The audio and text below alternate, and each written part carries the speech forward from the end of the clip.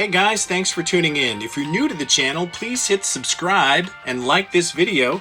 And for those of you that already have subscribed, thank you for your continued support. Today, in this episode, we're going to talk about a nymph dropper and how to tie that on. The best thing about fishing a nymph dropper is it gives you two chances to catch a fish. Either the fish might be looking at one of these big nymph patterns, choosing your favorite. Mine happens to be a squella nymph.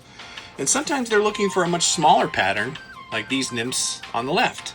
By tying this setup allows you the opportunity to give the fish two different options. All right, so let's assume that this is already tied on to your fly line, and this goes right up to your rod. And I'm using 3X today. You want to level down on the tag line. And what I mean by that is you want to have a line that's a little bit lighter than the line that's tied to your fly rod, because if you do get hung up on the bottom, you will likely break off the bottom fly and still keep one of your flies instead of the entire setup. So I always try to size down one on the tag line. So the first thing you want to do is you want to pull out about 18 inches of tag line for that second fly. Now some people will tie that line to the back of the hook.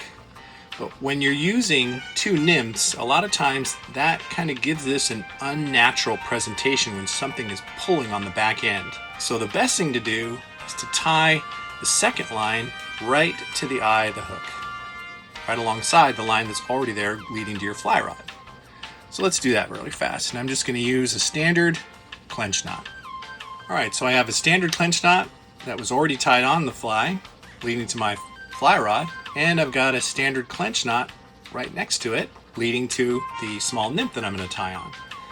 So now you find your favorite small nymph. In this case, I'm going to use a bead-headed pheasant tail nymph.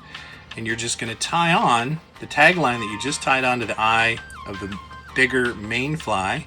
You're going to tie this on just using a standard clench knot. I'm going to do that really quick. And again, I'm using 4X tippet, which is lighter than the main line. So if this fly gets hung up on the bottom, I at least just lose one fly instead of losing both.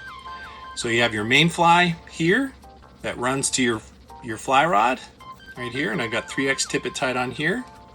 So you can see I'm tied to the same eye. I've got my tag line, which is a little bit lighter line, the 4X tippet, at about 18 inches to your nymph.